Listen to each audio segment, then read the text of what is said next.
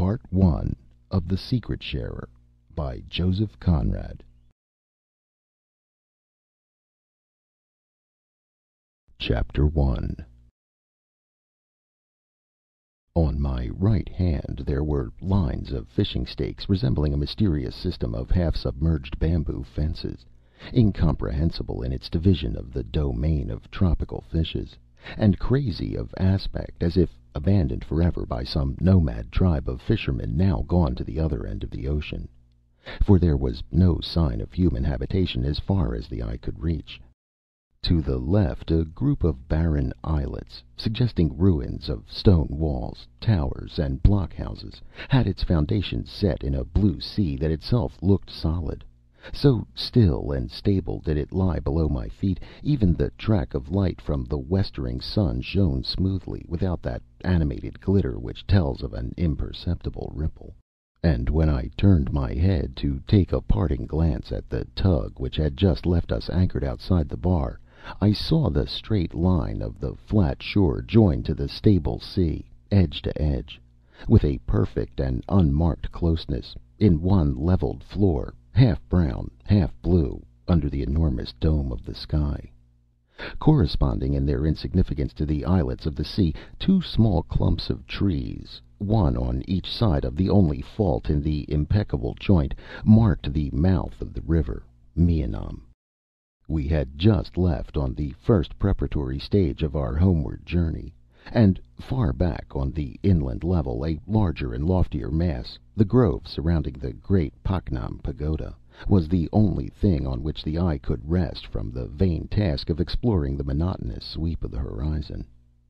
Here and there gleams as of a few scattered pieces of silver marked the windings of the great river, and on the nearest of them, just within the bar, the tug steaming right into the land became lost to my sight, hull and funnel and masts, as though the impassive earth had swallowed her up without an effort, without a tremor.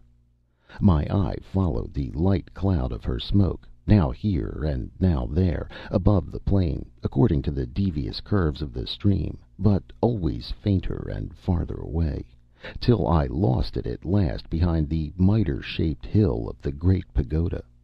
And then I was alone with my ship, anchored at the head of the Gulf of Siam.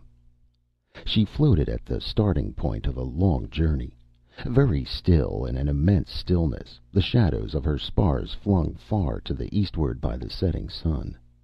At that moment I was alone on her decks. There was not a sound in her, and around us nothing moved, nothing lived, not a canoe on the water, not a bird in the air, not a cloud in the sky. In this breathless pause at the threshold of a long passage we seemed to be measuring our fitness for a long and arduous enterprise, the appointed task of both our existences to be carried out, far from all human eyes, with only sky and sea for spectators and for judges. There must have been some glare in the air to interfere with one's sight, because it was only just before the sun left us that my roaming eyes made out beyond the highest ridges of the principal islet of the group something which did away with the solemnity of perfect solitude. The tide of darkness flowed on swiftly, and with tropical suddenness a swarm of stars came out above the shadowy earth, while I lingered yet, my hand resting lightly on my ship's rail as if on the shoulder of a trusted friend. But with all that multitude of celestial bodies staring down at one, the comfort of quiet communion with her was gone for good. And there were also disturbing sounds by this time, voices, footsteps forward. The steward flitted along the main deck, a busily ministering spirit. A handbell tinkled urgently under the poop deck. I found my two officers waiting for me near the supper table in the lighted cuddy. We sat down at once, and as I helped the chief mate, I said, "Are you aware that there's a ship anchored inside the islands? I saw her mastheads above the ridge as the sun went down." He raised sharply his simple face, overcharged by a terrible growth of whisker, and emitted his usual ejaculations. "Bless my soul, sir! You don't say so!" My second mate was a round-cheeked, silent young man, grave beyond his years, I thought, But as our eyes happened to meet, I detected a slight quiver on his lips. I looked down at once. It was not my part to encourage sneering on board my ship.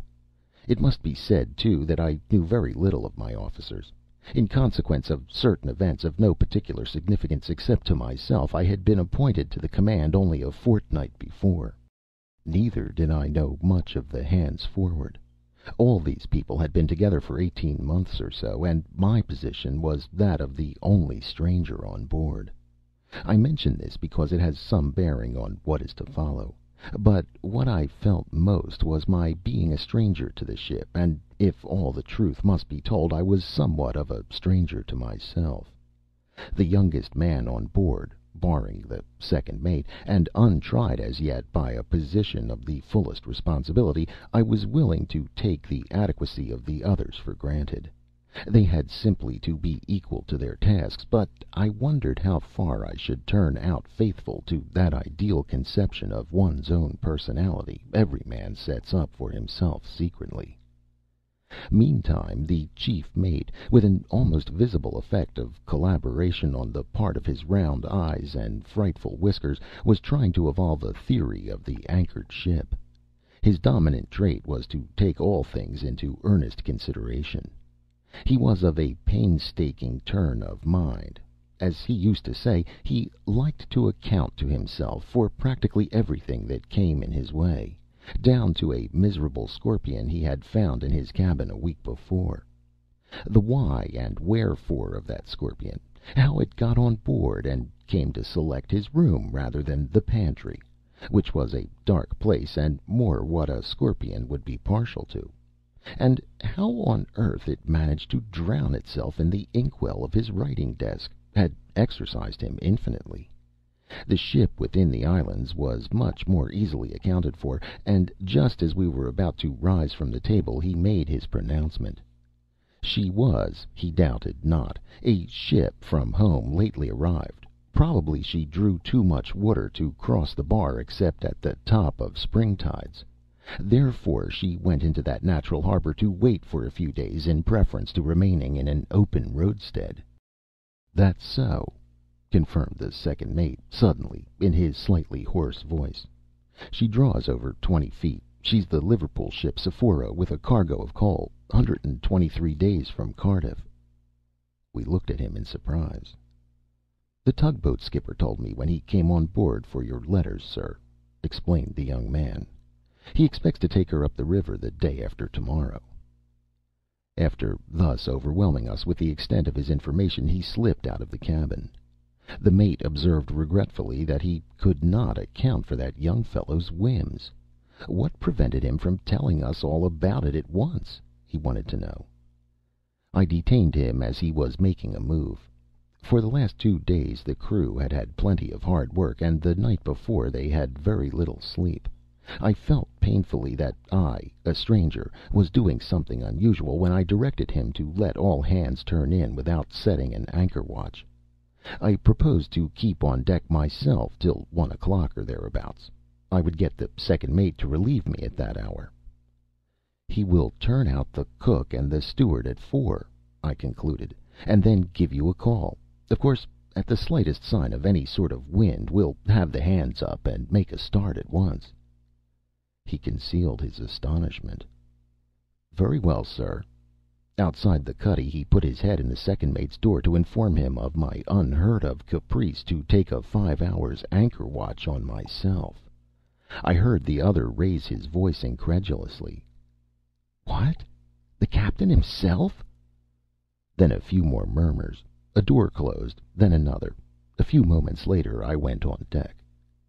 My strangeness, which had made me sleepless, had prompted that unconventional arrangement, as if I had expected in those solitary hours of the night to get on terms with the ship of which I knew nothing, manned by men of whom I knew very little more. Fast alongside, a wharf littered like any ship in port with a tangle of unrelated things invaded by unrelated shore people. I had hardly seen her yet properly. Now, as she lay cleared for sea, the stretch of her main deck seemed to me very fine under the stars. Very fine, very roomy for her size, and very inviting. I descended the poop and paced the waist, my mind picturing to myself the coming passage through the Malay Archipelago, down the Indian Ocean, and up the Atlantic. All its phases were familiar enough to me, every characteristic, all the alternatives which were likely to face me on the high seas, everything except the novel responsibility of command.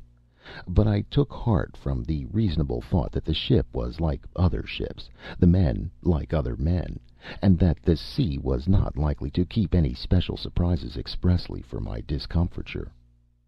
Arrived at that comforting conclusion, I bethought myself of a cigar and went below to get it. All was still down there. Everybody at the after end of the ship was sleeping profoundly. I came out again on the quarter deck, agreeably at ease in my sleeping suit on that warm, breathless night, barefooted, a glowing cigar in my teeth, and going forward. I was met by the profound silence of the fore end of the ship. Only as I passed the door of the forecastle I heard a deep, quiet, trustful sigh of some sleeper inside, and suddenly I rejoiced in the great security of the sea as compared with the unrest of the land, in my choice of that untempted life, presenting no disquieting problems, invested with an elementary moral beauty by the absolute straightforwardness of its appeal and by the singleness of its purpose. The riding light in the fore-rigging burned with a clear, untroubled, as if symbolic flame, confident and bright in the mysterious shades of the night. Passing on my way aft along the other side of the ship, I observed that the rope's side ladder, put over, no doubt, for the master of the tug when he came to fetch away our letters, had not been hauled in as it should have been. I became annoyed at this, for exactitude in some small matters is the very soul of discipline.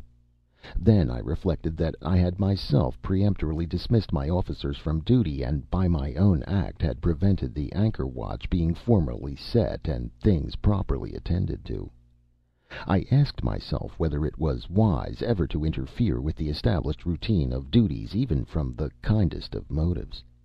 My actions might have made me appear eccentric. Goodness only knew how that absurdly whiskered mate would "account" for my conduct, and what the whole ship thought of that informality of their new captain. I was vexed with myself.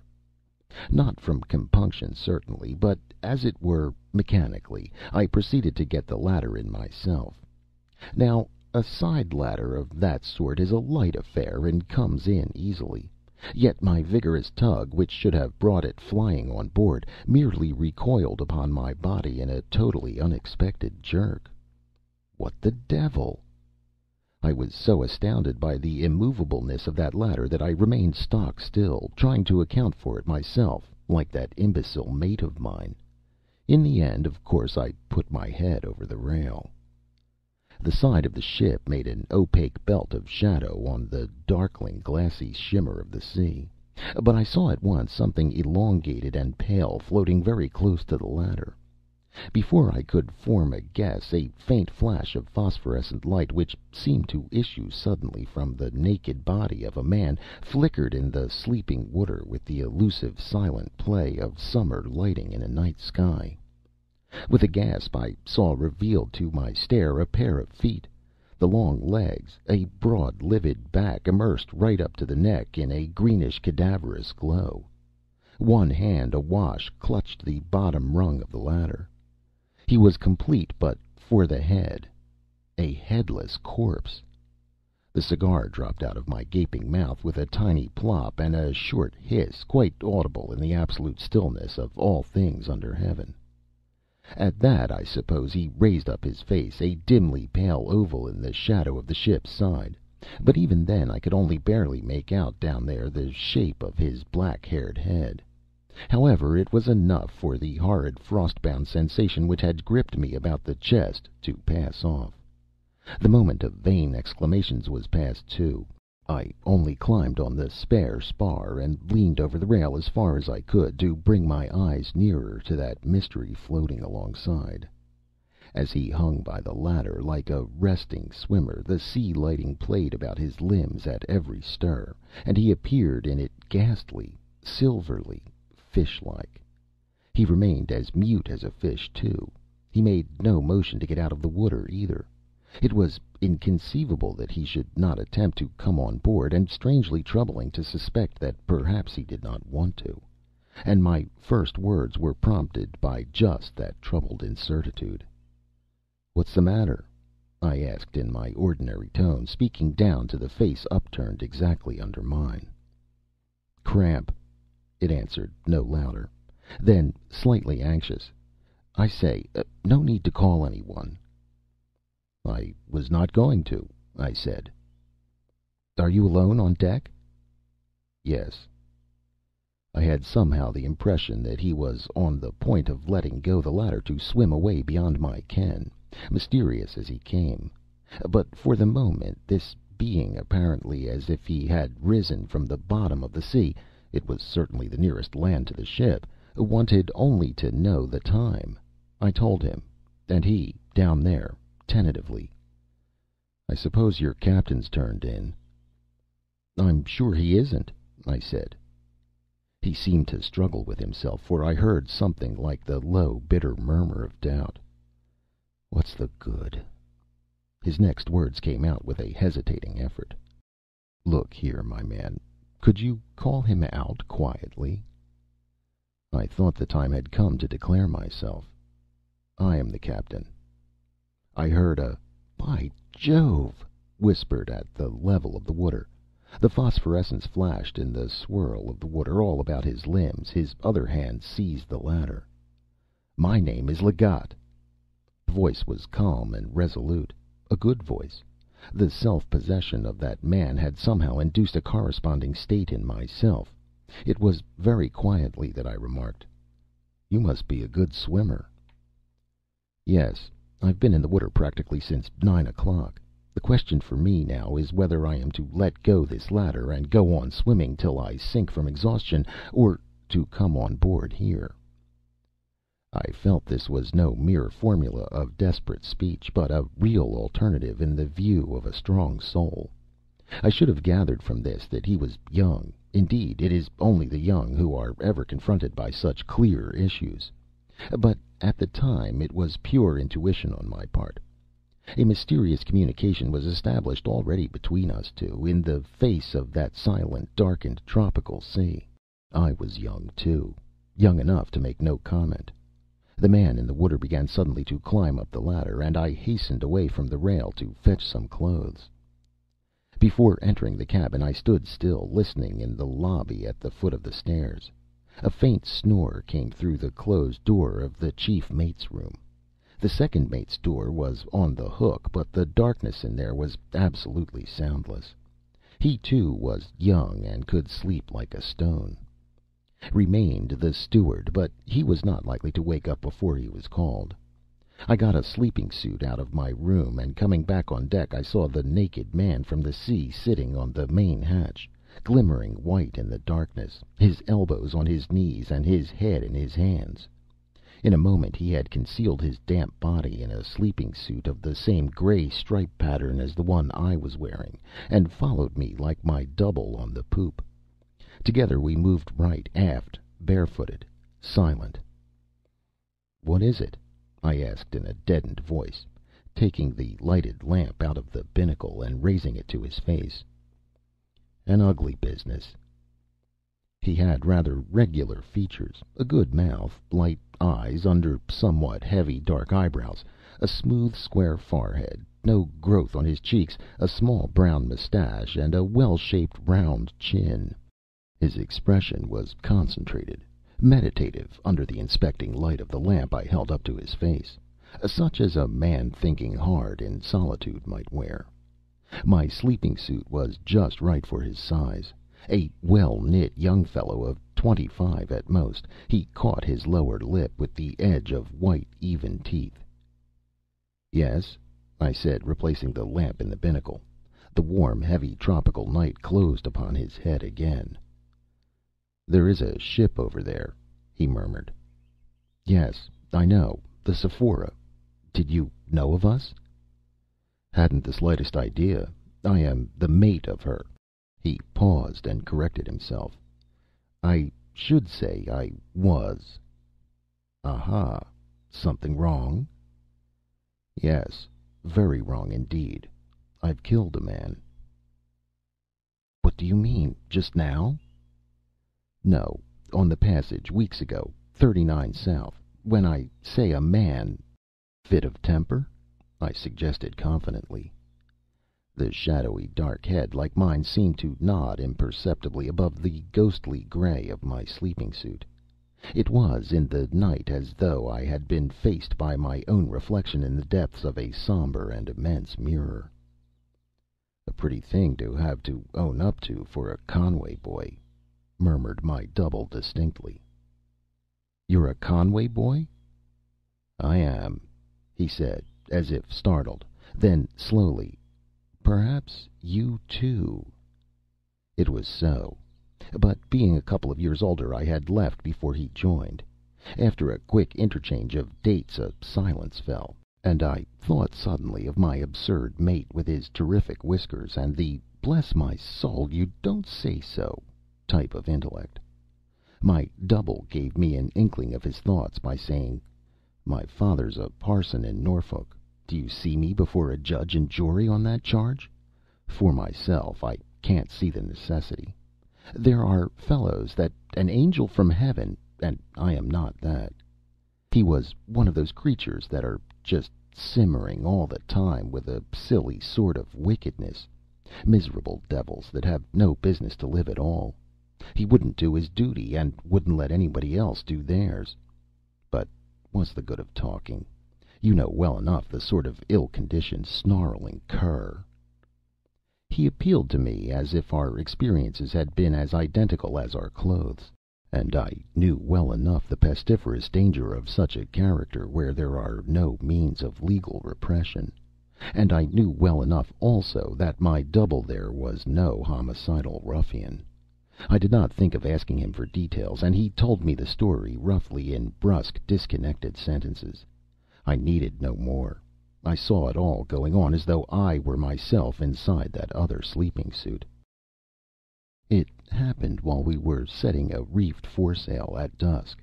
Reefed foresail. You understand the sort of weather. The only sail we had left to keep the ship running. So you may guess what it had been like for days. Anxious sort of job, that. He gave me some of his cursed insolence at the sheet. I tell you, I was overcome with this terrific weather that seemed to have no end to it. Terrific, I tell you, and a deep ship. I believe the fellow himself was half crazed with funk.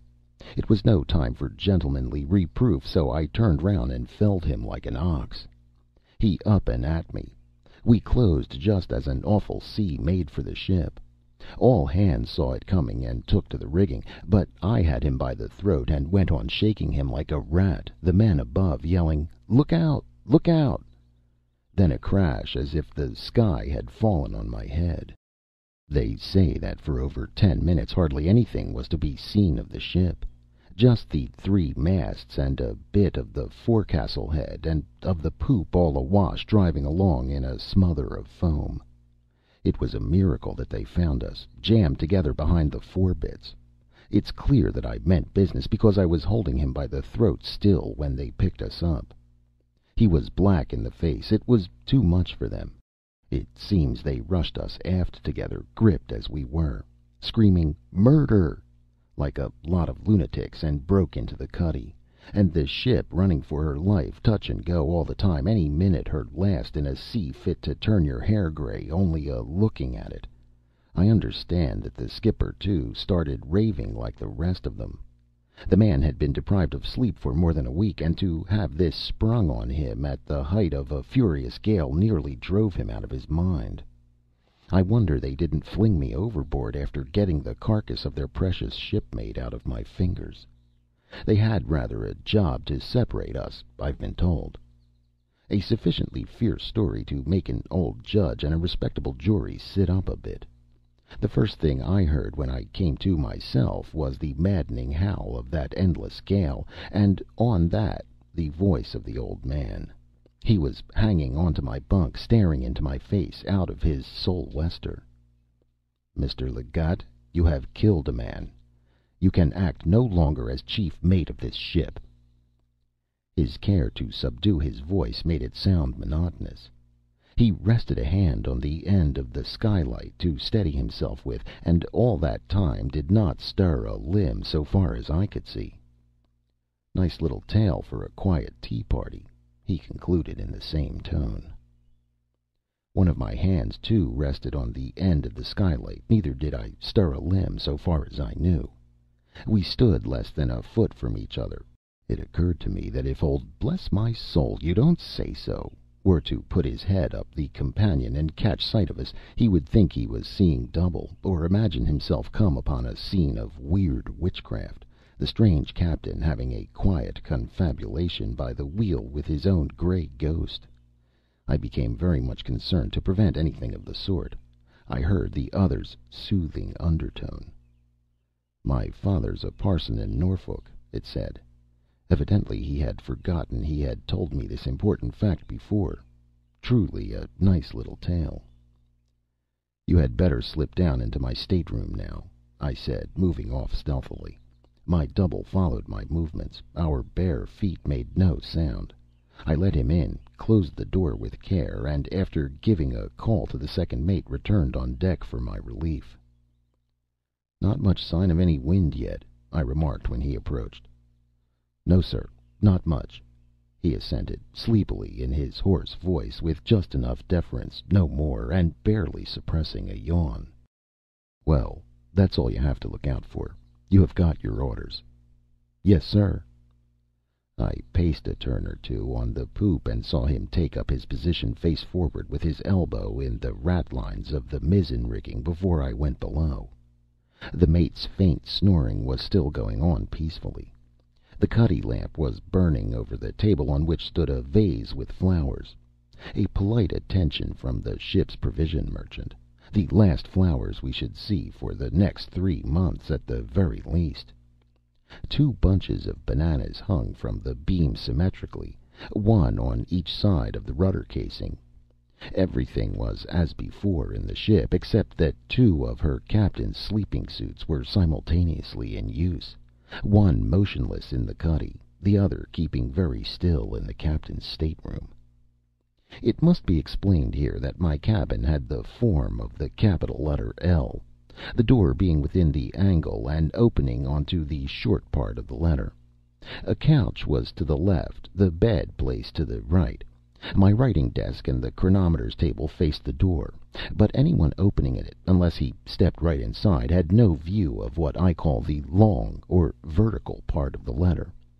It contained some lockers surmounted by a bookcase and a few clothes, a thick jacket or 2, caps, oilskin coat, and such like hung on hooks. There was at the bottom of that part a door opening into my bathroom, which could be entered also directly from the saloon, but that way was never used. The mysterious arrival had discovered the advantage of this particular shape. Entering my room, lighted strongly by a big bulkhead lamp swung on gimbals above my writing desk, I did not see him anywhere till he stepped out quietly from behind the coats hung in the recessed part. "I heard somebody moving about, and went in there at once," he whispered. I, too, spoke under my breath. "Nobody is likely to come in here without knocking and getting permission." He nodded. His face was thin, and the sunburn faded, as though he had been ill. And no wonder. He had been.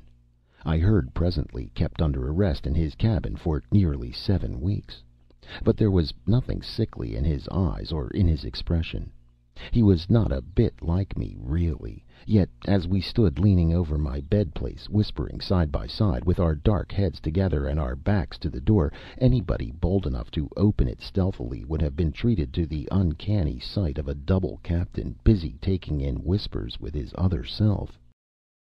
"But all this doesn't tell me how you came to hang onto our side ladder," I inquired, in the hardly audible murmurs we used after he had told me something more of the proceedings on board the Sephora once the bad weather was over. When we sighted Java Head, I had time to think all those matters out several times over. I had 6 weeks of doing nothing else, and with only an hour or so every evening for a tramp on the quarterdeck. He whispered, his arms folded on the side of my bed place, staring through the open port. And I could imagine perfectly the manner of this thinking out. A stubborn, if not a steadfast operation. Something of which I should have been perfectly incapable. "I reckoned it would be dark before we closed with the land," he continued, so low that I had to strain my hearing, near as we were to each other, shoulder touching shoulder almost. "So I asked to speak to the old man. He always seemed very sick when he came to see me, as if he could not look me in the face. You know, that foresail saved the ship. She was too deep to have run long under bare poles, and it was I that managed to set it for him. Anyway, he came. When I had him in my cabin, he stood by the door looking at me as if I had the halter round my neck already. I asked him right away to leave my cabin door unlocked at night while the ship was going through the Sunda Straits. There would be the Java coast within 2 or 3 miles off Angier Point. I wanted nothing more. I've had a prize for swimming my 2nd year in the Conway." "I can't believe it," I breathed out. "God only knows why they locked me in every night. To see some of their faces you'd have thought they were afraid I'd go about at night strangling people. Am I a murdering brute? Do I look it? By Jove, if I had been, he wouldn't have trusted himself like that into my room. You'll say I might have chucked him aside and bolted out there and then. It was dark already. Well, no. And for the same reason I wouldn't think of trying to smash the door. There would have been a rush to stop me at the noise, and I did not mean to get into a confounded scrimmage. Somebody else might have gotten killed, for I would not have broken out only to get chucked back, and I did not want any more of that work." He refused, looking more sick than ever. He was afraid of the men, and also of that old second mate of his who had been sailing with him for years, a gray-headed old humbug, and his steward, too, had been with him devil knows how long, 17 years or more. A dogmatic sort of loafer who hated me like poison, just because I was the chief mate. No chief mate ever made more than one voyage in the Sephora, you know. Those 2 old chaps ran the ship. Devil only knows what the skipper wasn't afraid of. All his nerve went to pieces altogether in that hellish spell of bad weather we had. Of what the law would do to him, of his wife, perhaps. Oh, yes, she's on board, though I don't think she would have meddled. She would have been only too glad to have me out of the ship in any way. The Brand of Cain business, don't you see? That's all right. I was ready enough to go off wandering on the face of the earth, and that was price enough to pay for an Abel of that sort. Anyhow, he wouldn't listen to me. "This thing must take its course. I represent the law here." He was shaking like a leaf. "So you won't?" "No." "Then I hope you'll be able to sleep on that," I said, and turned my back on him. "I wonder that you can," cries he, and locks the door. Well, after that I couldn't, not very well. That was 3 weeks ago. We have had a slow passage through the Java Sea, drifted about Carimata for 10 days. When we anchored here they thought, I suppose, it was all right. The nearest land, and that's 5 miles, is the ship's destination. The consul would soon set about catching me, and there would have been no object in holding to these islets here. I don't suppose there's a drop of water on them. I don't know how it was, but tonight that steward, after bringing me my supper, went out to let me eat it, and left the door unlocked. And I ate it, all there was, too. After I had finished, I strolled out on the quarter-deck. I don't know that I meant to do anything. A breath of fresh air was all I wanted, I believe. Then a sudden temptation came over me. I kicked off my slippers, and was in the water before I had made up my mind fairly. Somebody heard the splash, and they raised an awful hullabaloo. "He's gone! Lower the boats! He's committed suicide! No, he's swimming!" Certainly I was swimming. It's not so easy for a swimmer like me to commit suicide by drowning. I landed on the nearest islet before the boat left the ship's side. I heard them pulling about in the dark, hailing and so on, but after a bit they gave up. Everything quieted down, and the anchorage became still as death. I sat down on a stone and began to think. I felt certain they would start searching for me at daylight. There was no place to hide on those stony things, and if there had been, what would have been the good? But now I was clear of that ship. I was not going back.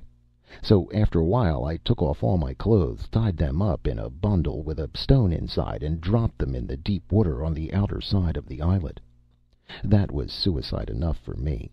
Let them think what they liked, but I didn't mean to drown myself. I meant to swim till I sank, but that's not the same thing. I struck out for another of these little islands, and it was from that one that I first saw your riding light. Something to swim for. I went on easily, and on the way I came upon a flat rock a foot or two above water. In the daytime I dare say you might make it out with a glass from your poop.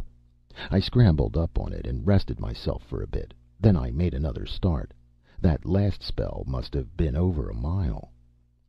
His whisper was getting fainter and fainter, and all the time he stared straight out through the porthole, in which there was not even a star to be seen.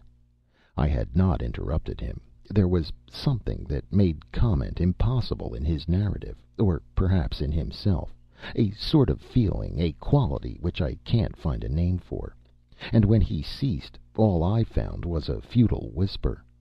"So you swam for our light?" "Yes. Straight for it. It was something to swim for. I couldn't see any stars low down because the coast was in the way, and I couldn't see the land either. The water was like glass. One might have been swimming in a confounded 1,000 feet deep cistern, with no place for scrambling out anywhere. But what I didn't like was the notion of swimming round and round like a crazed bullock before I gave out, and as I didn't mean to go back, no. Do you see me being hauled back, stark naked, off one of these little islands by the scruff of the neck, and fighting like a wild beast? Somebody would have got killed for certain, and I did not want any of that. So I went on. Then your ladder." "Why didn't you hail the ship?" I asked a little louder. He touched my shoulder lightly. Lazy footsteps came right over our heads and stopped. The second mate had crossed from the other side of the poop, and might have been hanging over the rail for all we knew. "He couldn't hear us talking, could he?" My double breathed into my very ear anxiously. His anxiety was in answer a sufficient answer to the question I had put to him, an answer containing all the difficulty of that situation. I closed the porthole quietly to make sure. A louder word might have been overheard. "Who's that?" he whispered then. "My second mate, but I don't know much more of the fellow than you do." And I told him a little about myself. I had been appointed to take charge while I least expected anything of the sort, not quite a fortnight ago. I didn't know either the ship or the people, hadn't had the time in port to look about me or size anybody up. And as to the crew, all they knew was that I was appointed to take the ship home. For the rest, I was almost as much of a stranger on board as himself, I said. And at the moment I felt it most acutely. I felt that it would take very little to make me a suspect person in the eyes of the ship's company. He had turned about meantime, and we, the two strangers in the ship, faced each other in identical attitudes. "Your ladder," he murmured after a silence. "Who'd have thought of finding a ladder hanging over at night in a ship anchored out here?" I felt just then a very unpleasant faintness. After the life I've been leading for 9 weeks, anybody would have got out of condition. I wasn't capable of swimming round as far as your rudder chains. And lo and behold, there was a ladder to get a hold of. After I gripped it, I said to myself, "What's the good?" When I saw a man's head looking over, I thought I would swim away presently and leave him shouting in whatever language it was. I didn't mind being looked at. I liked it. And then you speaking to me so quietly, as if you had expected me, made me hold on a little longer. It had been a confounded lonely time. I don't mean while swimming. I was glad to talk a little to somebody that didn't belong to the Sephora. As to asking for the captain, that was a mere impulse. It could have been no use, with all the ship knowing about me, and the other people pretty certain to be round here in the morning. I don't know. I wanted to be seen, to talk with somebody before I went on. I don't know what I would have said. Fine night, isn't it? Or something of the sort. Do you think they will be round here presently? I asked with some incredulity. Quite likely, he said faintly. He looked extremely haggard all of a sudden. His head rolled on his shoulders. We shall see then. Meantime, get into that bed, I whispered. Want help? There. It was a rather high bed place with a set of drawers underneath. This amazing swimmer really needed the lift I gave him by seizing his leg. He tumbled in, rolled over on his back, and flung one arm across his eyes. And then, with his face nearly hidden, he must have looked exactly as I used to look in that bed. I gazed upon my other self for a while before drawing across carefully the two green serge curtains which ran on a brass rod. I thought for a moment of pinning them together for greater safety, but I sat down on the couch, and once there I felt unwilling to rise and hunt for a pin. I would do it in a moment. I was extremely tired, in a peculiarly intimate way, by the strain of stealthiness, by the effort of whispering, and the general secrecy of this excitement. It was 3 o'clock by now, and I had been on my feet since 9, but I was not sleepy. I could not have gone to sleep. I sat there, fagged out, looking at the curtains, trying to clear my mind of the confused sensation of being in two places at once, and greatly bothered by an exasperating knocking in my head. It was a relief to discover suddenly that it was not in my head at all, but on the outside of the door. Before I could collect myself, the words, "Come in," were out of my mouth, and the steward entered with a tray, bringing in my morning coffee. I had slept after all, and I was so frightened that I shouted, "This way! I am here, steward!" as though he had been miles away.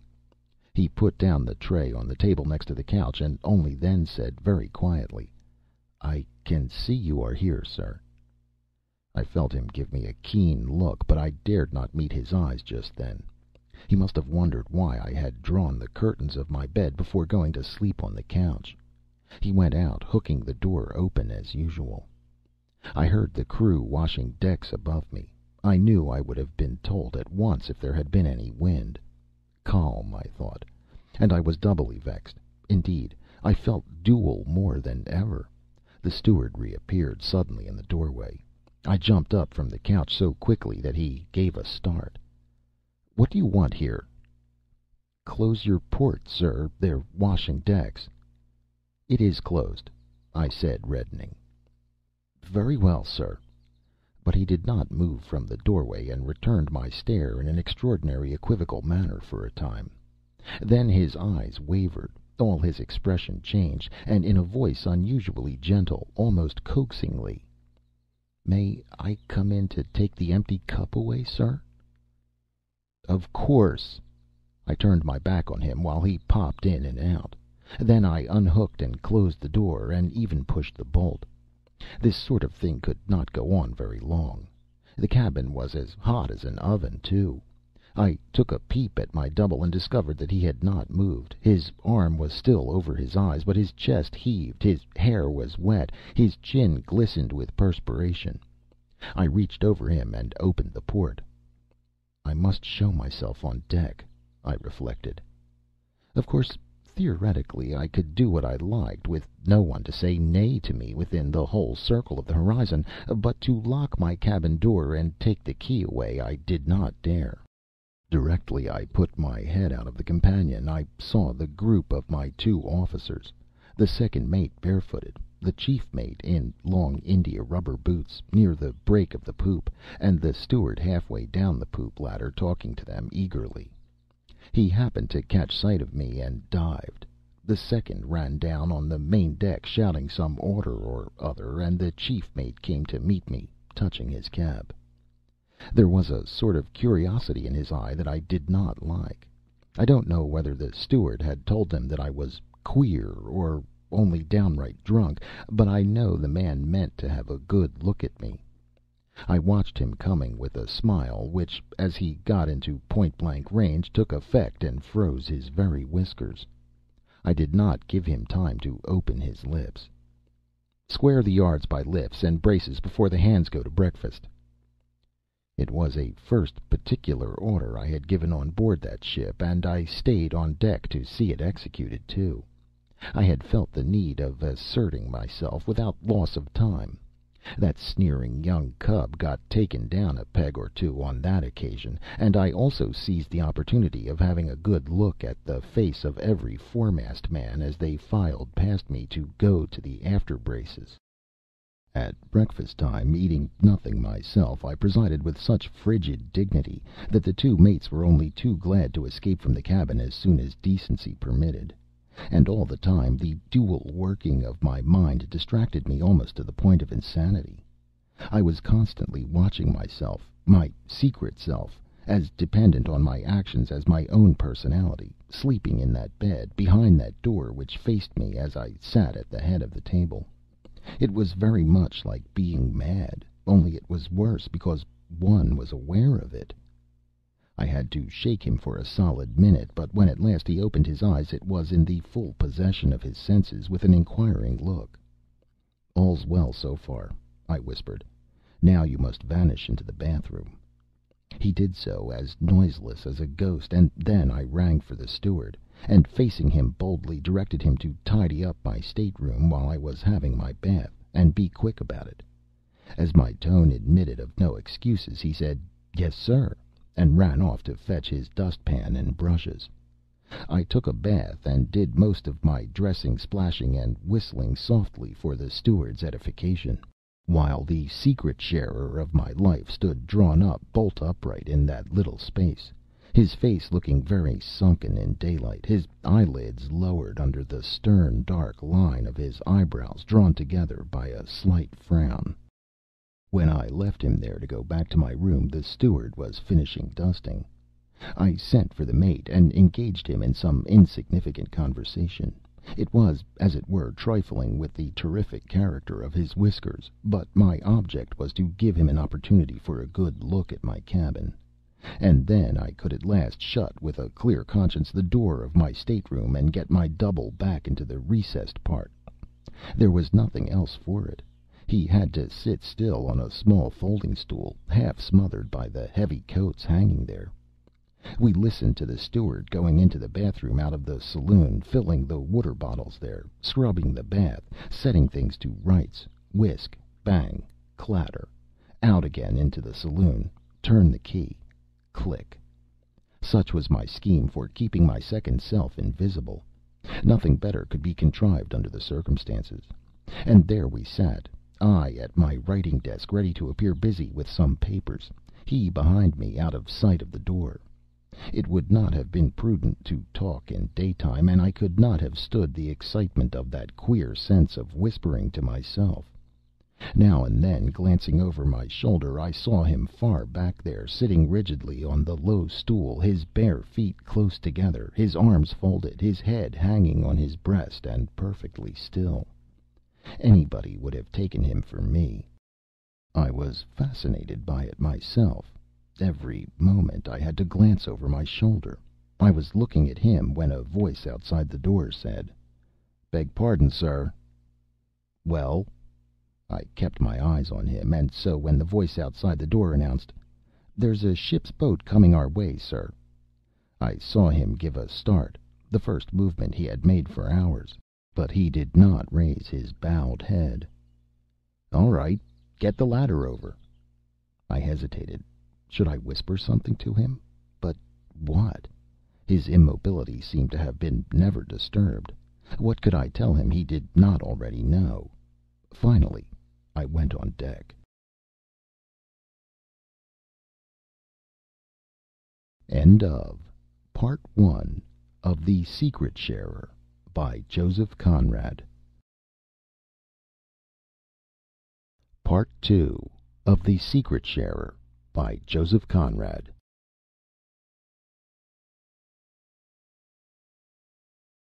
Chapter 2.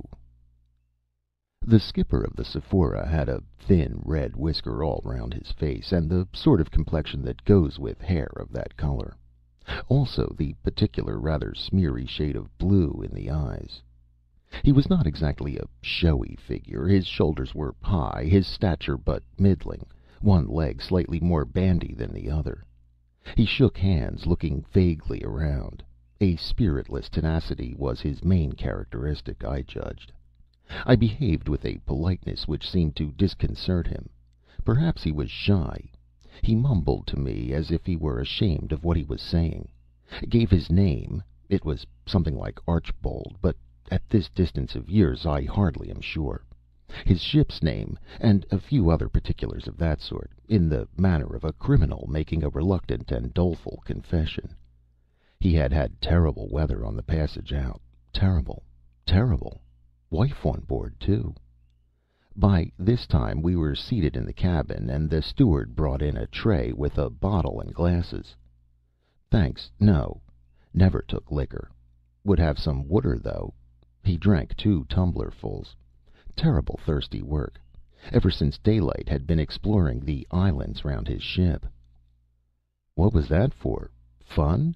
I asked, with an appearance of polite interest. No, he sighed. Painful duty. As he persisted in his mumbling, and I wanted my double to hear every word, I hit upon the notion of informing him that I regretted to say I was hard of hearing.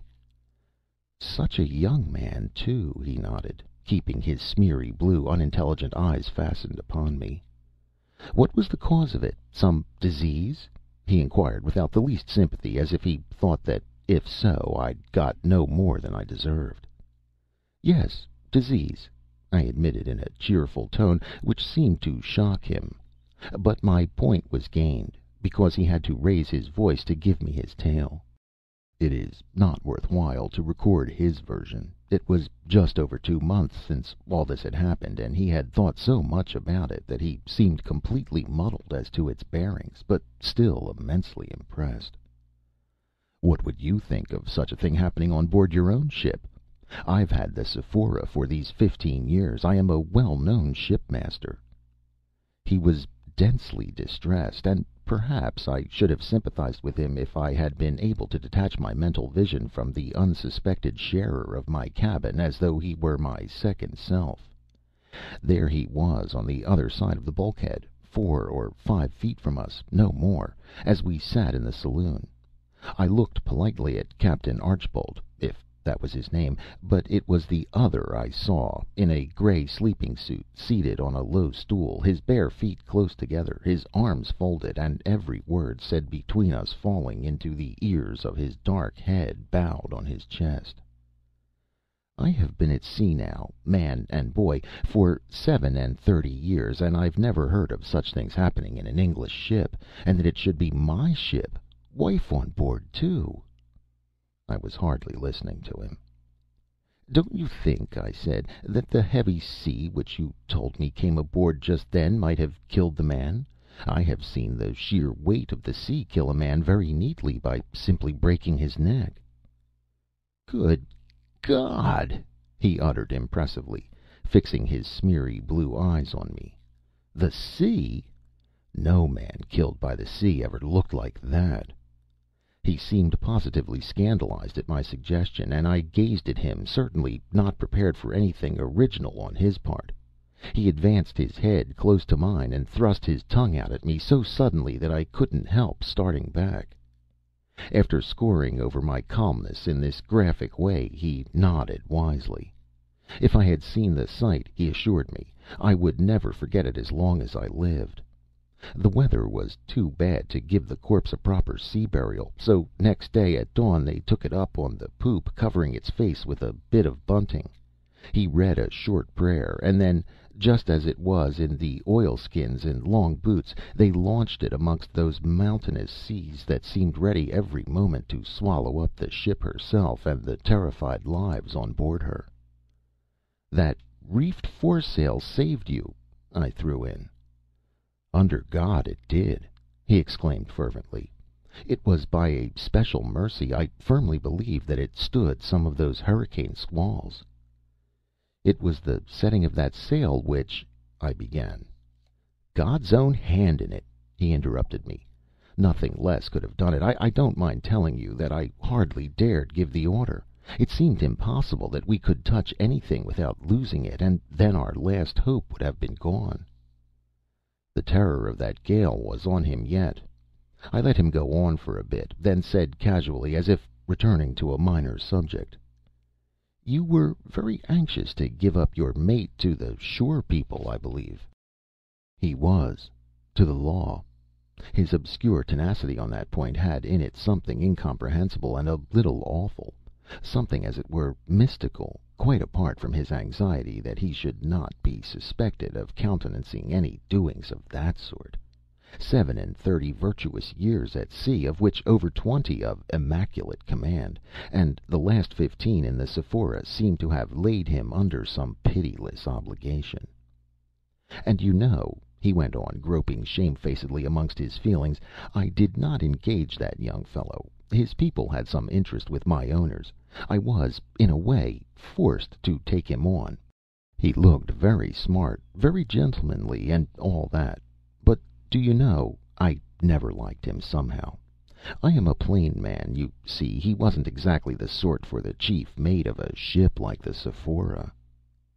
I had become so connected in thoughts and impressions with the secret sharer of my cabin that I felt as if I personally were being given to understand that I, too, was not the sort that would have done for the chief mate of a ship like the Sephora.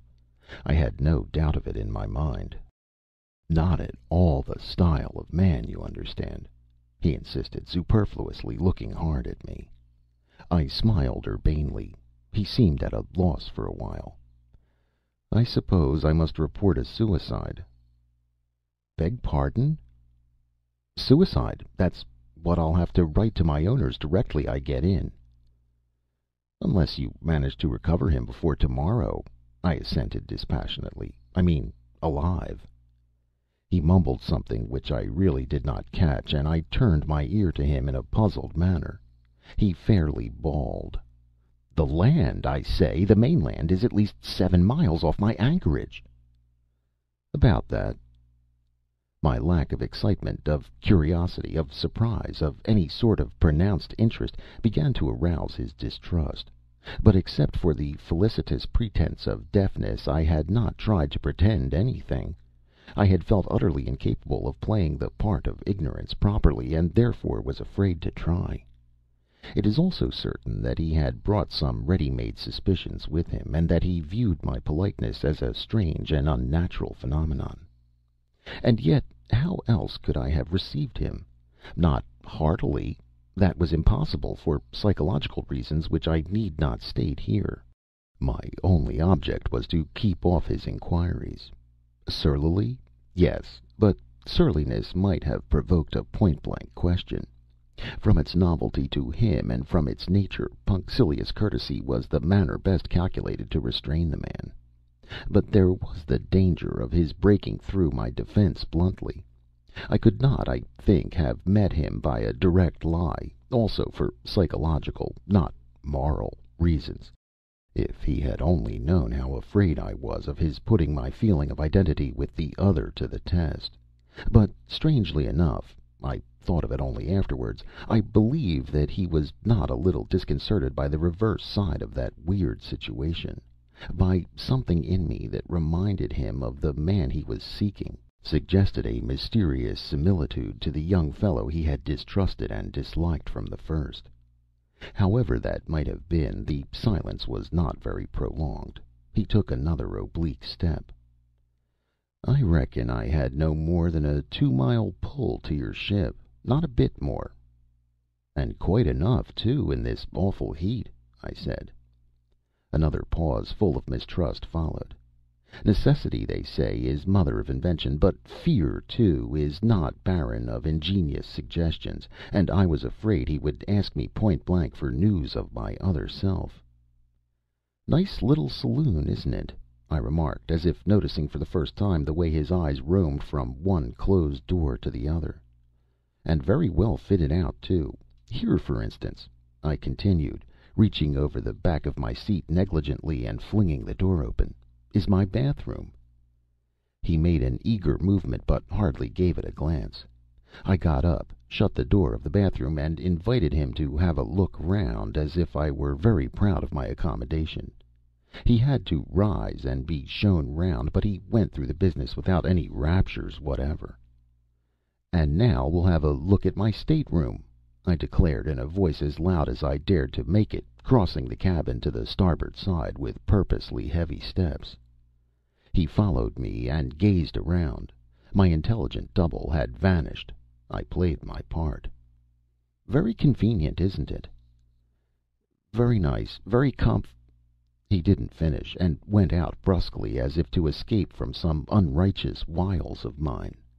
But it was not to be. I had been too frightened not to feel vengeful. I felt I had him on the run, and I meant to keep him on the run. My polite insistence must have had something menacing in it, because he gave in suddenly. And I did not let him off a single item. Mate's room, pantry, storerooms, the very sail locker, which was also under the poop. He had to look into them all. When at last I showed him out on the quarter-deck, he drew a long, spiritless sigh, and mumbled dismally that he must really be getting back to his ship now. I desired my mate, who had joined us, to see the captain's boat.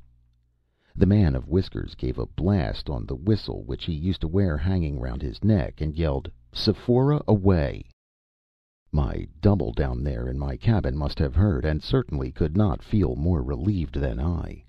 4 fellows came running out from somewhere forward and went over the side, while my own men, appearing on deck too, lined the rail. I escorted my visitor to the gangway ceremoniously, and nearly overdid it. He was a tenacious beast. On the very ladder he lingered, and in that unique, guilty, conscientious manner of sticking to the point. "I say, you don't think that—" I covered his voice loudly. "Certainly not. I am delighted. Good-bye." I had an idea of what he meant to say, and just saved myself by the privilege of defective hearing. He was too shaken generally to insist, but my mate, close witness of that parting, looked mystified, and his face took on a thoughtful cast. As I did not want to appear as if I wished to avoid all communication with my officers, he had the opportunity to address me. "Seems a very nice man. His boat's crew told our chaps a very extraordinary story, if what I am told by the steward is true. I suppose you had it from the captain, sir?" "Yes, I had a story from the captain." "A very horrible affair, isn't it, sir?" "It is." "Beats all these tales we hear about murders in Yankee ships." "I don't think it beats them. I don't think it resembles them in the least." "Bless my soul, you don't say so! But, of course, I've no acquaintance whatever with American ships. Not I, so I couldn't go against your knowledge. It's horrible enough for me. But the queerest part is that those fellows seemed to have some idea the man was hidden aboard here. They had, really. Did you ever hear of such a thing?" "Preposterous, isn't it?" We were walking to and fro athwart the quarter-deck. No one of the crew forward could be seen. The day was Sunday, and the mate pursued. "There was some little dispute about it. Our chaps took offense, as if we would harbor a thing like that. They said, 'Wouldn't you like to look for him in our coal hole?' Quite a tiff, but they made it up in the end. I suppose he did drown himself. Don't you, sir?" "I don't suppose anything." "You have no doubt in the matter, sir?" "None whatever." I left him suddenly. I felt I was producing a bad impression, but with my double down there it was most trying to be on deck, and it was almost as trying to be below. Altogether a nerve-trying situation. But on the whole I felt less torn in two when I was with him. There was no one in the whole ship whom I dared take into my confidence. Since the hands had got to know his story, it would have been impossible to pass him off for any one else, and an accidental discovery was to be dreaded now more than ever. The steward being engaged in laying the table for dinner, we could talk only with our eyes when I first went down. Later in the afternoon we had a cautious try at whispering. The Sunday quietness of the ship was against us. The stillness of the air and water around her was against us. The elements, the men, were against us. Everything was against us in our secret partnership. Time itself, for this could not go on forever. The very trust in Providence was, I suppose, denied to his guilt. Shall I confess that this thought cast me down very much? And as to the chapter of accidents which counts for so much in the book of success, I could only hope that it was closed. For what favorable accident could be expected? "Did you hear everything?" were my first words as soon as we took up our position side by side, leaning over my bed place. He had, and the proof of it was his earnest whisper: "The man told you he hardly dared to give the order." I understood the reference to be to that saving foresail. "Yes, he was afraid of it being lost in the setting." "I assure you he never gave the order. He may think he did, but he never gave it. He stood there with me on the break of the poop after the main topsail blew away, and whimpered about our last hope, positively whimpered about it and nothing else. And the night was coming on. To hear one's skipper go on like that in such weather was enough to drive any fellow out of his mind. It worked me up into a sort of desperation. I just took it into my own hands and went away from him boiling, and but what's the use telling you? You know. Do you think that if I had not been pretty fierce with them I should have got the men to do anything? Not I. The bo'sun, perhaps? Perhaps. It wasn't a heavy sea. It was a sea gone mad. I suppose the end of the world will be something like that, and a man may have the heart to see it coming once and be done with it, but to have to face it day after day, I don't blame anybody. I was precious little better than the rest, only I was an officer of that old coal wagon. Anyhow, I quite understand. I conveyed that sincere assurance into his ear. He was out of breath with whispering. I could hear him pant slightly. It was all very simple. The same strung-up force which had given 24 men a chance at least for their lives had, in a sort of recoil, crushed an unworthy, mutinous existence. But I had no leisure to weigh the merits of the matter. Footsteps in the saloon. A heavy knock. "There's enough wind to get under way with, sir." Here was the call of a new claim upon my thoughts, and even upon my feelings.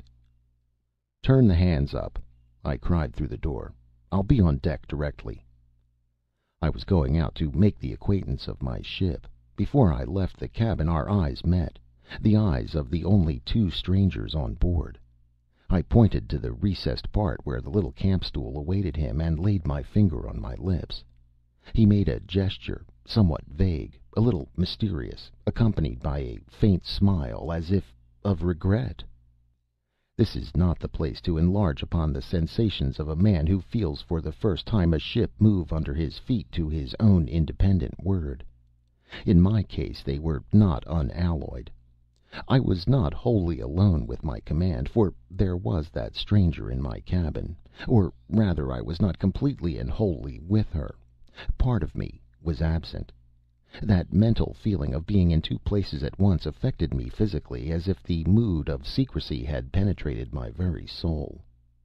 Before an hour had elapsed since the ship had begun to move, having occasion to ask the mate, he stood by my side, to take a compass bearing of the pagoda, I caught myself reaching up to his ear in whispers.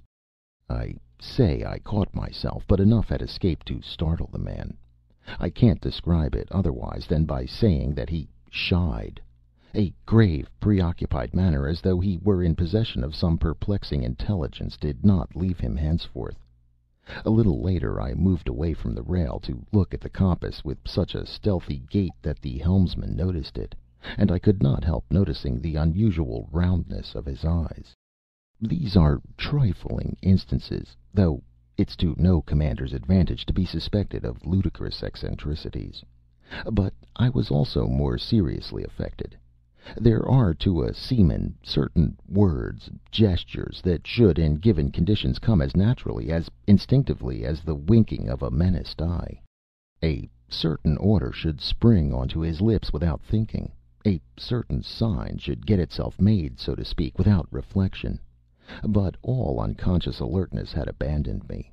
I had to make an effort of will to recall myself back, from the cabin, to the conditions of the moment. I felt that I was appearing an irresolute commander to those people who were watching me more or less critically. And besides, there were the scares. On the second day out, for instance, coming off the deck in the afternoon (I had straw slippers on my bare feet), I stopped at the open pantry door and spoke to the steward. He was doing something there with his back to me. At the sound of my voice he nearly jumped out of his skin, as the saying is, and incidentally broke a cup. "What on earth's the matter with you?" I asked, astonished. He was extremely confused. "Beg pardon, sir. I made sure you were in your cabin." "You see I wasn't." "No, sir. I could have sworn I had heard you moving in there not a moment ago. It's most extraordinary. Very sorry, sir." I passed on with an inward shudder. I was so identified with my secret double that I did not even mention the fact in those scantily fearful whispers we exchanged. I suppose he had made some slight noise of some kind or other. It would have been miraculous if he hadn't at one time or another.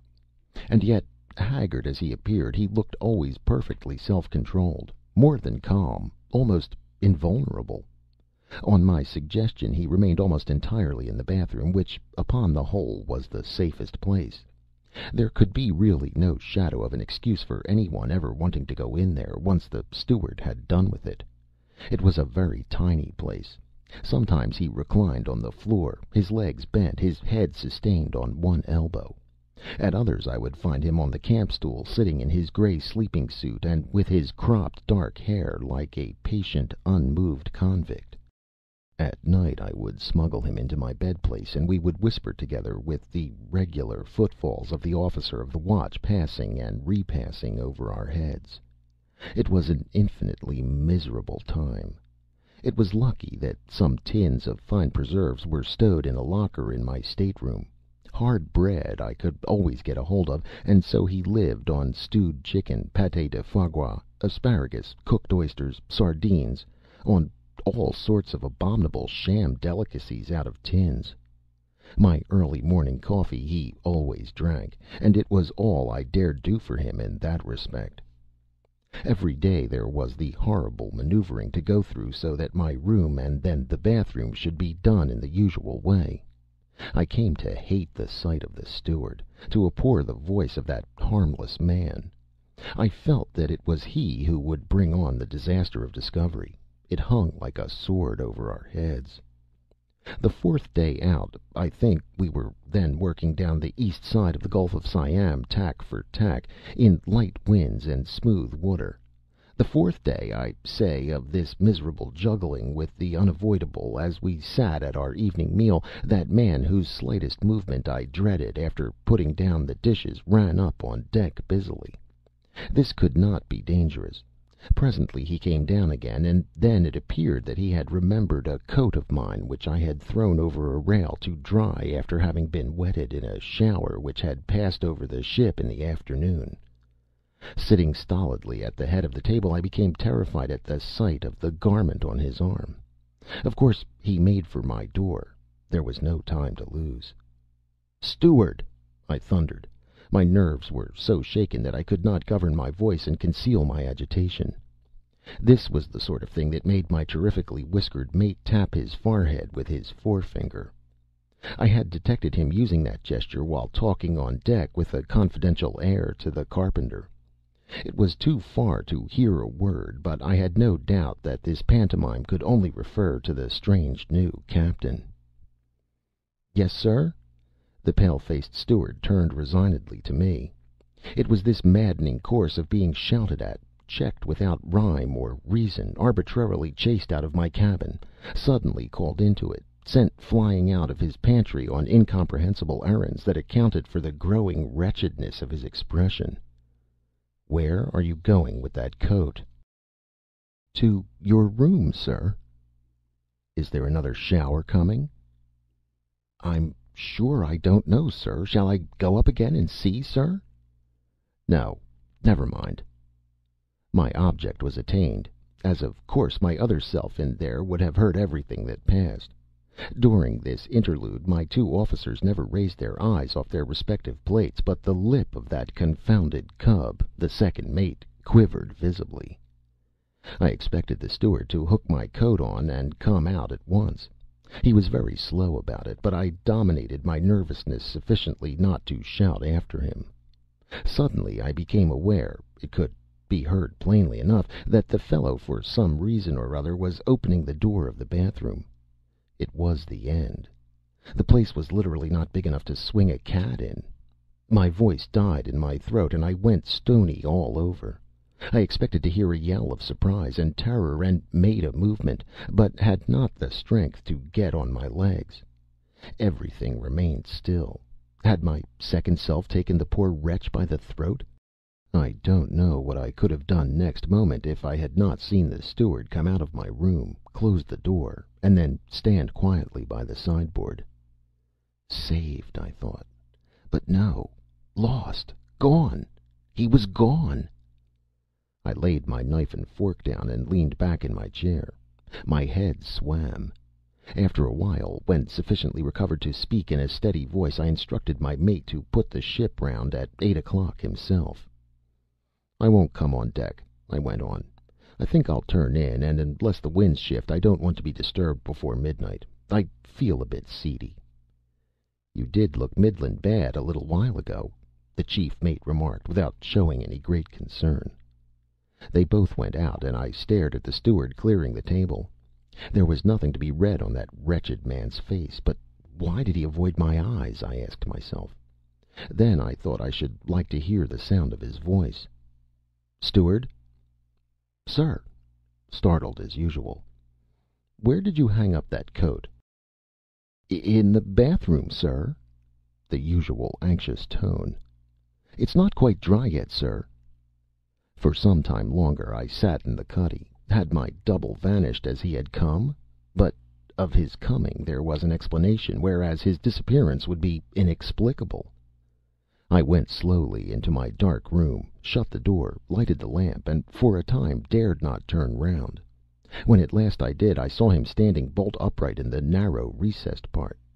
It would not be true to say I had a shock, but an irresistible doubt of his bodily existence flitted through my mind. Can it be, I asked myself, that he is not visible to other eyes than mine? It was like being haunted. Motionless, with a grave face, he raised his hand slightly at me in a gesture which meant clearly, "Heavens, what a narrow escape!" Narrow indeed. I think I had come creeping quietly as near insanity as any man who has not actually gone over the border. That gesture restrained me, so to speak. The mate with the terrific whiskers was now putting the ship on the other tack. In the moment of profound silence which follows upon the hands going to their stations, I heard on the poop his raised voice, "Hard a lee!" and the distant shout of the order repeated on the main deck. The sails, in that light breeze, made but a faint fluttering noise. It ceased. The ship was coming round slowly. I held my breath in the renewed stillness of expectation. One wouldn't have thought that there was a single living soul on her decks. A sudden brisk shout, "Mainsail haul!" broke the spell, and in the noisy cries and rush overhead of the men running away with the main brace, we two, down in my cabin, came together in our usual position by the bed place. He did not wait for my question. I heard him fumbling here, and just managed to squat myself down in the bath. He whispered to me. The fellow only opened the door and put his arm in to hang the coat up, all the same. "I never thought of that," I whispered back, even more appalled than before at the closeness of the shave, and marveling at that something unyielding in his character which was carrying him through so finely. There was no agitation in his whisper.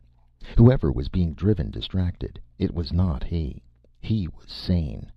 And the proof of his sanity was continued when he took up the whispering again. It would never do for me to come to life again.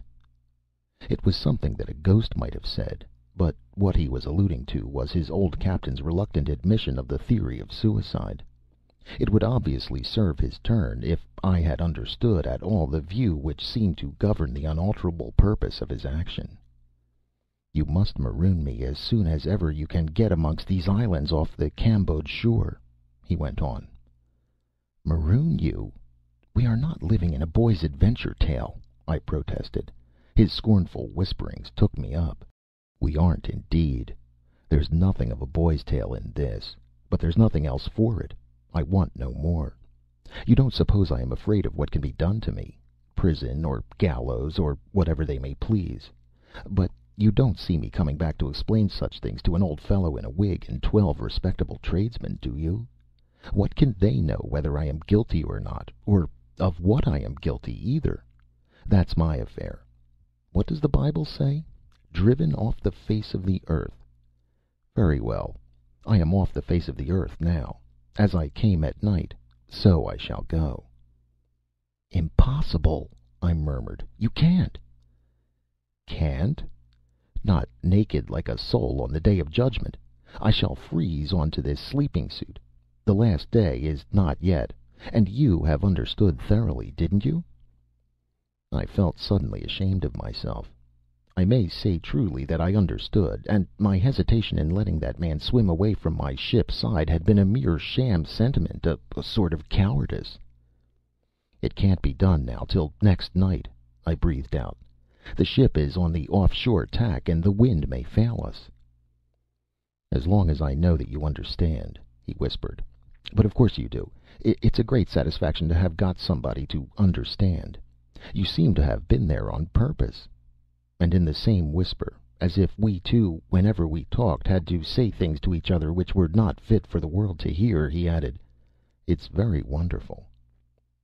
We remained side by side, talking in our secret way, but sometimes silent, or just exchanging a whispered word or two at long intervals. And as usual he stared through the port. A breath of wind came now and again into our faces. The ship might have been moored in dock, so gently and on an even keel she slipped through the water that did not murmur even at our passage, shadowy and silent, like a phantom sea. At midnight I went on deck, and to my mate's great surprise put the ship round on the other tack. His terrible whiskers flitted round me in silent criticism. I certainly should not have done it if it had been only a question of getting out of that sleepy gulf as quickly as possible. I believe he told the second mate, who relieved him, that it was a great want of judgment. The other only yawned.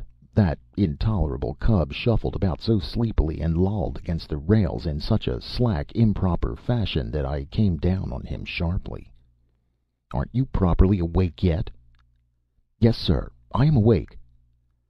"Well, then, be good enough to hold yourself as if you were, and keep a lookout. If there's any current, we'll be closing with some islands before daylight." The east side of the gulf is fringed with islands, some solitary, others in groups.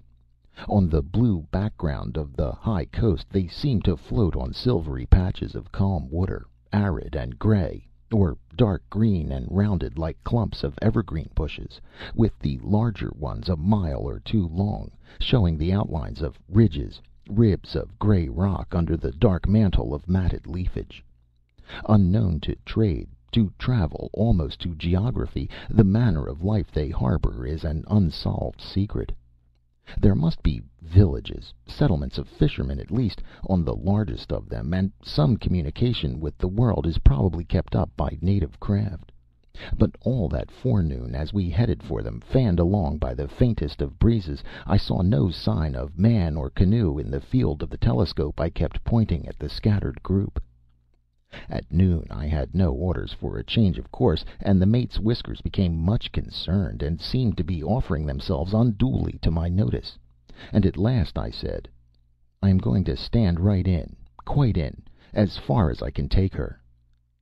The stare of extreme surprise imparted an air of ferocity also to his eyes, and he looked truly terrific for a moment.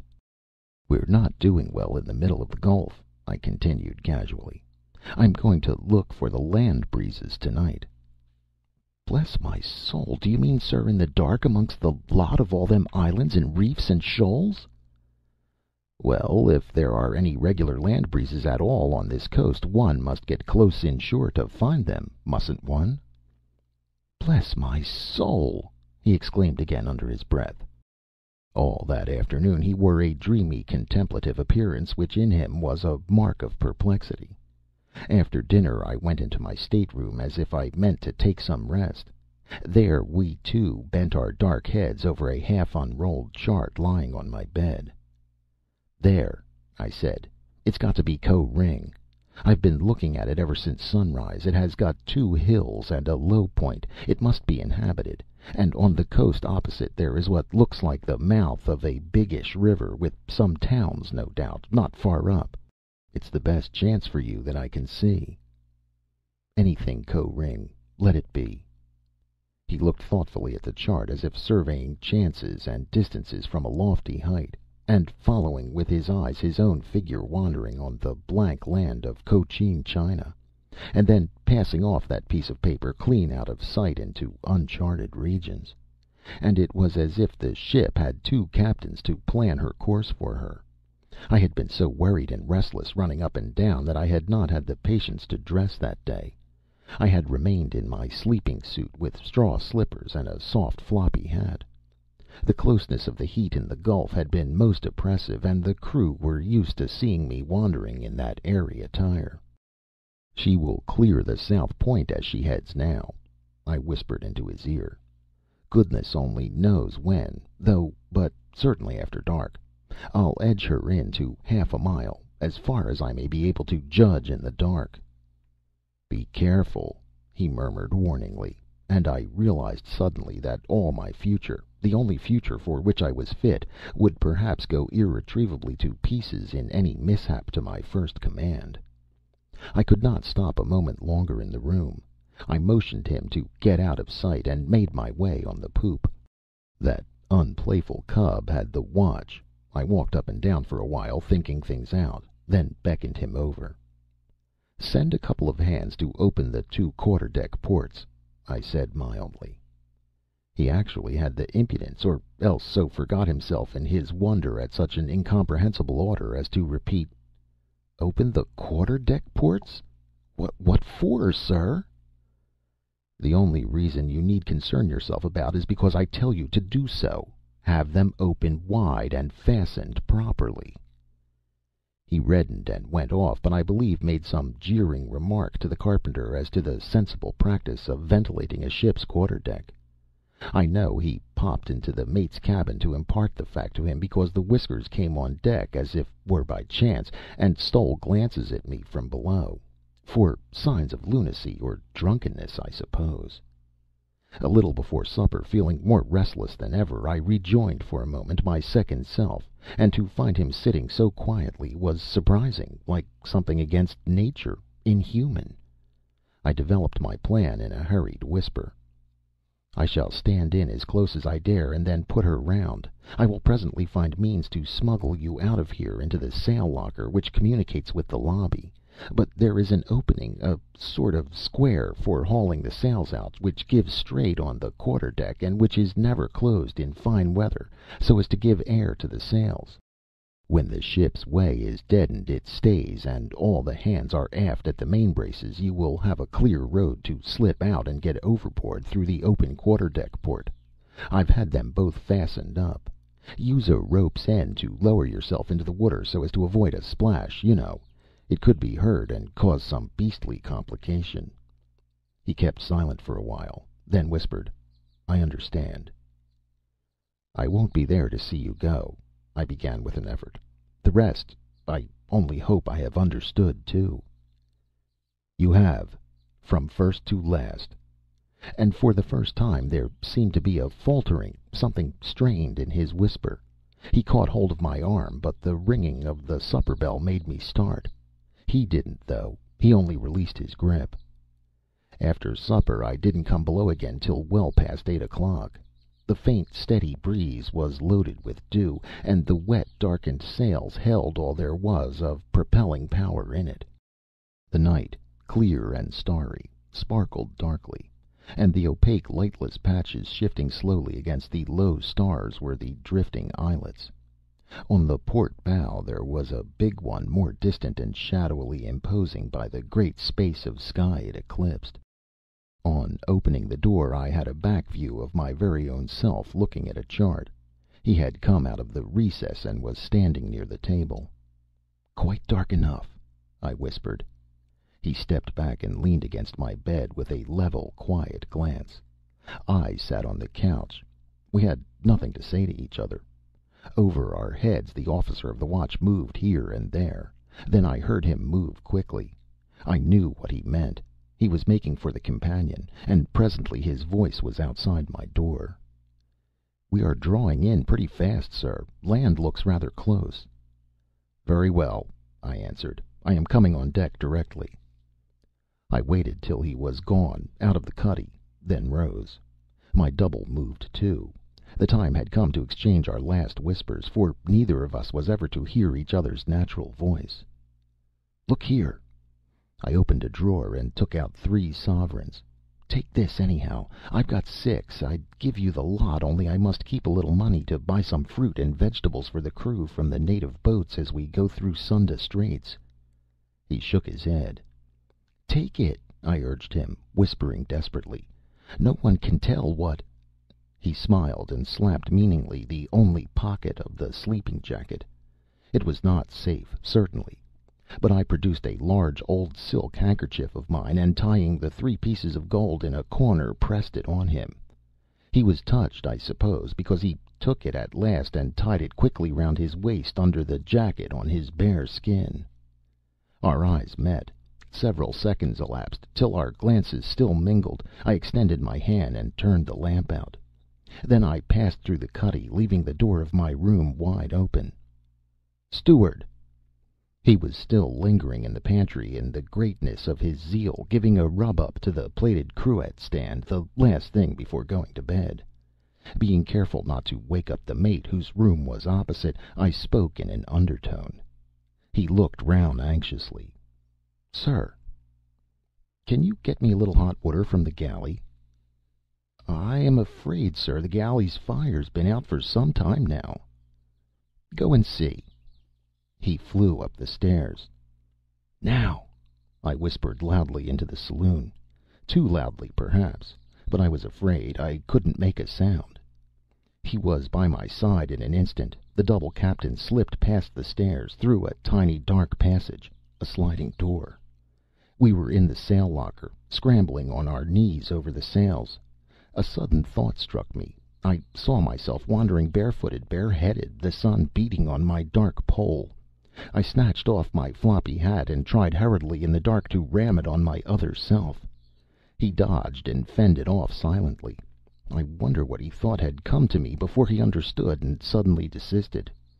Our hands met gropingly, lingered united in a steady, motionless clasp for a second. No word was breathed by either of us when they separated. I was standing quietly by the pantry door when the steward returned. "Sorry, sir. Kettle barely warm. Shall I light the spirit lamp?" "Never mind." I came out on deck slowly. It was now a matter of conscience to shave the land as close as possible. For now he must go overboard whenever the ship was put in stays. Must. There could be no going back for him. After a moment I walked over to leeward, and my heart flew into my mouth at the nearness of the land on the bow. Under any other circumstances I would not have held on a minute longer. The second mate had followed me anxiously. I looked on till I felt I could command my voice. "She will weather," I said then in a quiet tone. "Are you going to try that, sir?" he stammered out incredulously. I took no notice of him, and raised my tone just enough to be heard by the helmsman. "Keep her good full." "Good full, sir." The wind fanned my cheek, the sails slept, the world was silent. The strain of watching the dark loom of the land grow bigger and denser was too much for me. I had shut my eyes, because the ship must go closer. She must. The stillness was intolerable. Were we standing still? When I opened my eyes, the second view started my heart with a thump. The black southern hill of Koh ring seemed to hang right over the ship, like a towering fragment of everlasting night. On that enormous mass of blackness there was not a gleam to be seen, not a sound to be heard. It was gliding irresistibly toward us, and yet seemed already within reach of the hand. I saw the vague figures of the watch grouped in the waist, gazing in awed silence. "Are you going on, sir?" inquired an unsteady voice at my elbow. I ignored it. I had to go on.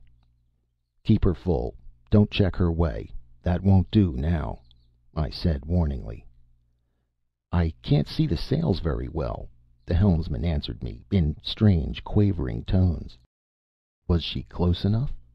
Already she was, I won't say in the shadow of the land, but in the very blackness of it, already swallowed up as if it were, gone too close to be recalled, gone from me altogether. "Give the mate a call," I said to the young man who stood at my elbow as still as death, "and turn all hands up." My tone had a borrowed loudness reverberated from the height of the land. Several voices cried out together, "We are all on deck, sir." Then stillness again, with the great shadow gliding closer, towering higher, without a light, without a sound. Such a hush had fallen on the ship that she might have been a bark of the dead floating in slowly under the very gates of Erebus. "My God, where are we?" It was the mate moaning at my elbow. He was thunderstruck, and as it were deprived of the moral support of his whiskers. He clapped his hands and absolutely cried out, "Lost!" "Be quiet," I said sternly. He lowered his tone, but I saw the shadowy gesture of his despair. "What are we doing here?" "Looking for the land wind." He made as if to tear his hair and addressed me recklessly. "She will never get out. You have done it, sir. I knew it'd end something like this. She will never weather, and you are too close now to stay. She'll drift ashore before she's browned. Oh, my God!" I caught his arm as he was raising it to batter his poor devoted head, and shook it violently. "She's ashore already!" he wailed, trying to tear himself away. "Is she? Keep good full there."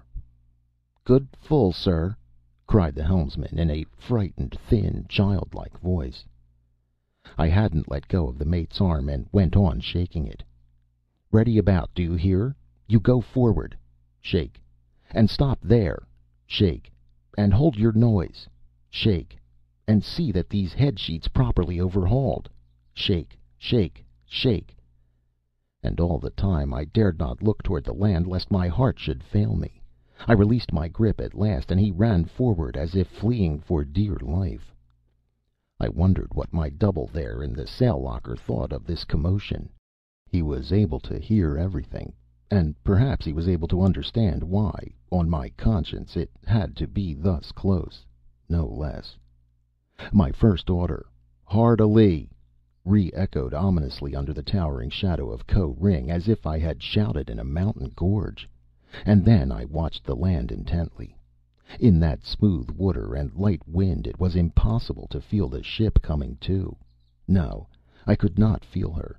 And my second self was making now ready to ship out and lower himself overboard. Perhaps he was gone already. The great black mass brooding over our very mastheads began to pivot away from the ship's side silently. And now I forgot the secret stranger ready to depart, and remembered only that I was a total stranger to the ship. I did not know her. Would she do it? How was she to be handled? I swung the mainyard and waited helplessly. She was perhaps stopped, and her very fate hung in the balance, with the black mass of Koh ring like the gate of the everlasting night towering over her taffrail. What would she do now? Had she way on her yet? I stepped to the side swiftly, and on the shadowy water I could see nothing except a faint phosphorescent flash revealing the glassy smoothness of the sleeping surface. It was impossible to tell, and I had not learned yet the feel of my ship. Was she moving? What I needed was something easily seen, a piece of paper which I could throw overboard and watch. I had nothing on me. To run down for it I didn't dare. There was no time. All at once my strained, yearning stare distinguished a white object floating within a yard of the ship's side. White on the black water, a phosphorescent flash passed under it. What was that thing? I recognized my own floppy hat. It must have fallen off his head, and he didn't bother. Now I had what I wanted, the saving mark for my eyes, but I hardly thought of my other self, now gone from the ship to be hidden forever from all friendly faces, to be a fugitive and a vagabond upon the earth, with no brand of the curse on his sane forehead to stay a slaying hand, too proud to explain. And I watched the hat, the expression of my sudden pity for his mere flesh. It had been meant to save his homeless head from the dangers of the sun, and now, behold, it was saving the ship, by serving me for a mark to help out the ignorance of my strangeness. Ha! It was drifting forward, warning me just in time that the ship had gathered sternway. "Shift the helm," I said in a low voice to the seaman standing still like a statue.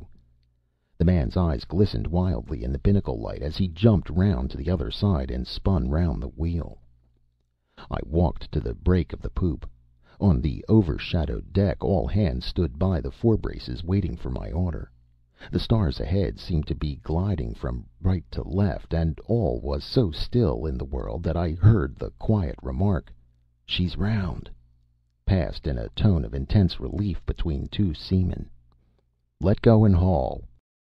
The foreyards ran round with a great noise, amidst cheery cries, and now the frightful Whiskers made themselves heard giving various orders. Already the ship was drawing ahead, and I was alone with her. Nothing, no one in the world should stand now between us, throwing a shadow on the way of silent knowledge and mute affection, the perfect communion of a seaman with his first command. Walking to the taffrail, I was in time to make out, on the very edge of darkness thrown by a towering black mass like the very gateway of Erebus, yes, I was in time to catch an evanescent glimpse of my white hat left behind to mark the spot where the secret sharer of my cabin and of my thoughts, as though he were my second self, had lowered himself into the water to take his punishment, a free man, a proud swimmer, striking out for a new destiny.